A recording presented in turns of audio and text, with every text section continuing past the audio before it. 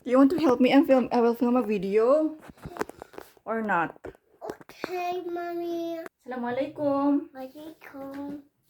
We will film a video to post in YouTube, okay? YouTube, not TikTok. TikTok. No, not TikTok. Now you stand there. I will make a video. You stand there, please. Let's review. Okay. So we will talk about my How application. set that up? Yes. Action. So we will talk about The ground. my application sa UAES. So ito yung nangyari. Balikan lang natin yung naunang na-post ko sa TikTok. April 1 ako nag-start ng application ko sa UAE through an agency. After 2 months, tsaka pa ako na-interview. After I think 2 weeks, pumasa ako and then I started to compile my papers, yung mga documents na kakailangan ko. Nag-NBI na ako, pinrasis ko na lahat ng papers ko. After that, hindi na nila ako in-update ng I think 2 months ulit. So, ang naisip ko, siguro wala na yung application ko. Siguro tinapon na nila. Or basta naisip ko wala na yung application kasi 2 months na yun eh. Wala na ako ng pag-asa para sa application ko. Nag-enroll ako ng training seminar sa Marawi City. So, sabi ko, sige, magte-training na lang ako kasi parang wala na rin yung application ko. At that time, naisipan ko mag-resign sa work sa Cardinal Santos. So, nag-resign ako. And then, yung training kasi na yun, may training siya sa Marawi, may training din siya sa Manila. So, bakit pinili ko ang Marawi? Doon ako nag-training. Kasi, first of all, kailangan ko mag-resign bago ako makapag-training. Kasi, last year kasi, nag-apply na ako doon sa training na yun.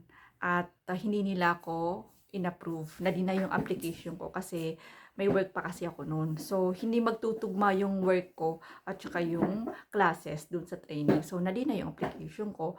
So, ngayon, sabi ko, kailangan ko na talaga mag-resign kasi kailangan ko na i-take yung training. And isa pang reason kung bakit sa Marawi ko siya tinake kasi, di ba wala na nga akong work noon kasi nag-resign ako.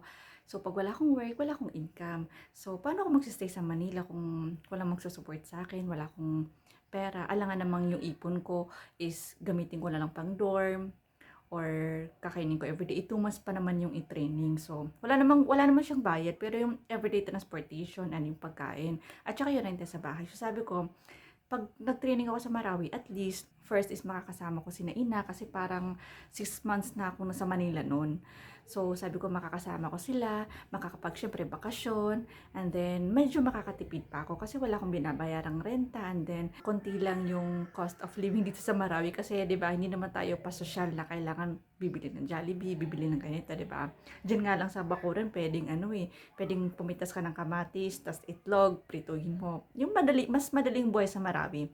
So sabi ko, uwi na lang ako. After my resignation, bumili na ako ng ticket, pauwi sa Pilipinas, pauwi sa Marawi para mag-training. That day, napauwi na ako ng Marawi. As in, nung araw na yon, siguro mga 1 p.m. Kasi ang flight ko noon is madaling araw kinabukasan. So 1 p.m. noon, nung araw na yon, tumawag sa akin yung agency, nabigla ako. Tapos sabi nila sa akin, ma'am, pwede ka na mag-medical. So sabi ko, ibig sabihin, yung application ko, processing pa rin pala siya. Akala ko kasi nawala na siya.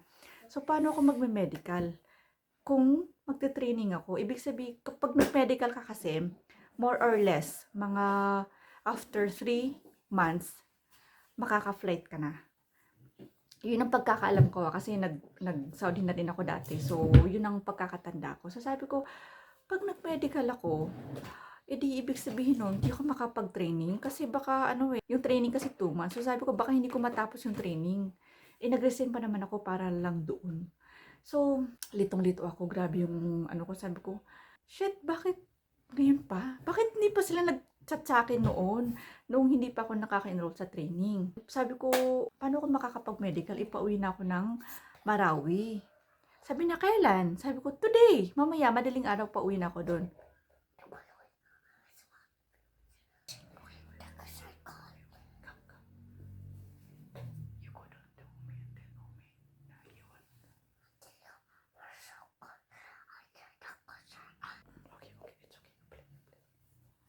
Sabi ko, ma'am, paano ako magme-medical? Ipauwi na ako sa probinsya.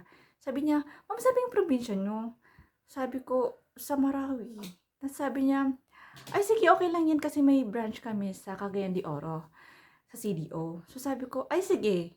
Sabi na, kailan ang flight mo? Sabi ko, after, sabi ko, madaling araw. Sabi na, pwede ba, kung kaya mo, pagdating mo ng Lagindingan Airport, dumiretso ka na sa Cagayan, mag-medical ka na. Sabi ko, baka sobrang urgent na to. Parang baka maka-flight ako na maaga. Kasi nga, gusto niya mag-medical ako agad-agad eh. Tapos sabi ko, ma'am, pwede bang bigyan mo ako ng mga 2 to 3 days na rest.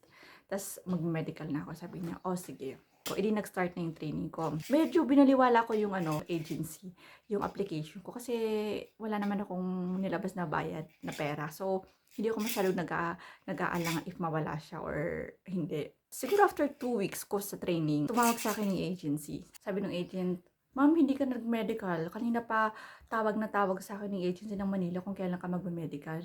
That time kasi parang nag-aalinlangan na akong mag-abroad kasi parang hindi ko na kayang mawala sa bahay.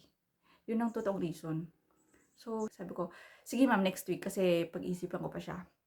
Pero hindi ko sinabi sa kanya pag-isipan ko. Sabi ko lang, ma'am, next week kasi wala akong pera, mga ganun. After a week, nag-chat siya. Sabi niya, ma'am, pag hindi ka nag-medical, ika-cancel ko na yung application mo. So, sabi ko, ano kaya mas maganda? Kasi baka kasi bagla niya akong sabihang mag-Manila ka na kasi ganito, pa-process mo na yung papers mo. Eh, hindi pa nga, kaka-start pa lang nung training. Sabi ko, ma'am, I'm sorry, yung totoong dahilan kaya hindi ako makapag-medical, nagte-training kasi ako ngayon and 2 months yun bago matapos. Sabi ko, kaya kasi ako nakapag-training kasi ang tagal niyo kong hindi in-update. Over 2 months na, more than 2 months. So, akala ko nawala na yung application ko sa inyo. Nag-chat ako, hindi naman kayo nagsisin. So, akala ko nawala na siya. So, nag-enroll ako ng training na to. Kung alam ko lang na on process pa yung application ko, hindi na ako magta-training para dyan na lang ako mag-focus sa papers ko. Then sabi niya, oh sige ma'am, parang siguro naisip niya na fault niya. Hindi naman niya fault, pero parang sabi niya sa akin, oh sige, next week. After a week ulit, sabi ko, pag nag-medical ako, ibig sabihin, itutuloy ko na yung abroad.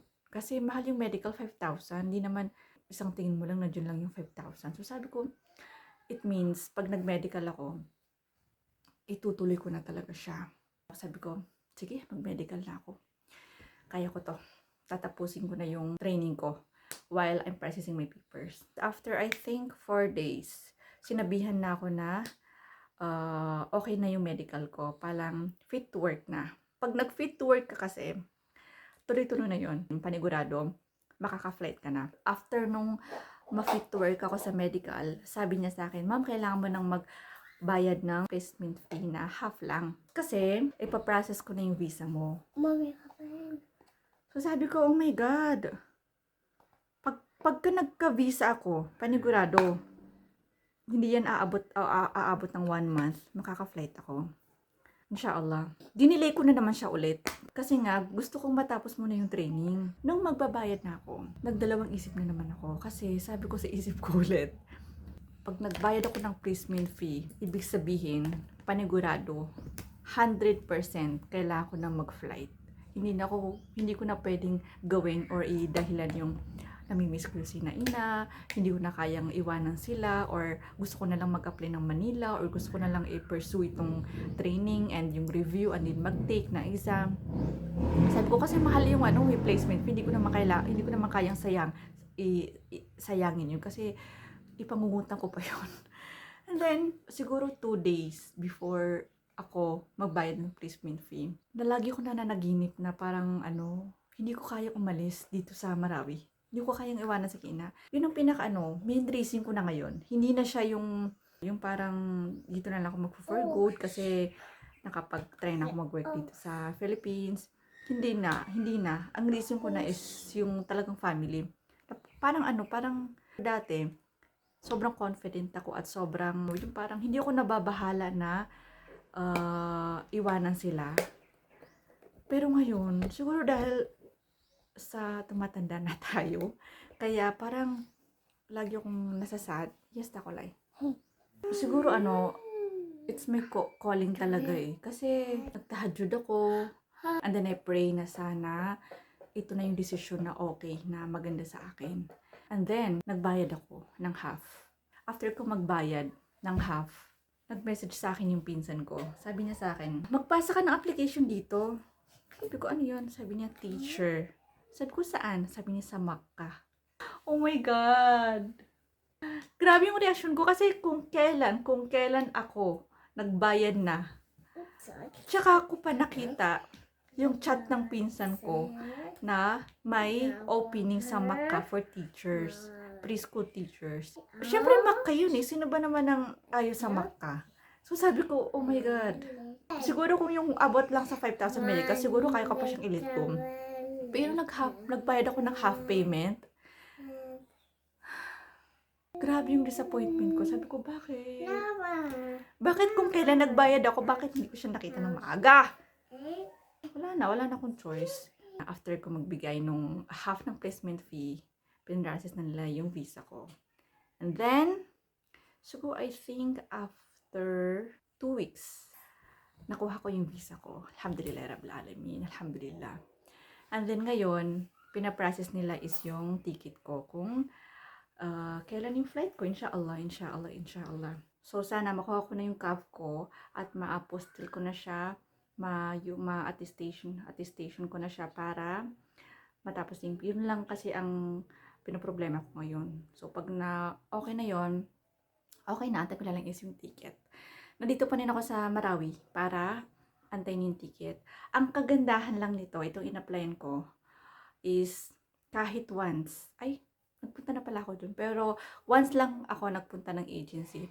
Yun is yung nag-medical ako. Kasi may binigay sa akin ng agency na paper para i-endorse ako sa clinic kung saan ako nag-medical. Once lang ako pumunta dun. Kaya medyo less yung nagastos ko. Hindi siya tulad dati, nung nag-abroad ako dati na everyday pumupunta ka sa agency para mag-follow up, para i-update ka nila, kumuha ng papers, yung mga ganun. Ngayon, pure online. Wala kang gagawin, lahat ng papers mo is through online. Lahat ng interviews and everything. So, alhamdulillah. So, bear with me guys. Sana panoorin nyo yung journey ko ng pagpunta ng UAE as an assistant teacher. And thank you for following my TikTok account. Ilalagay ko yung link sa baba para makanood kayo ng konting motivations and all. Alhamdulillah, and ayun lang. Assalamualaikum.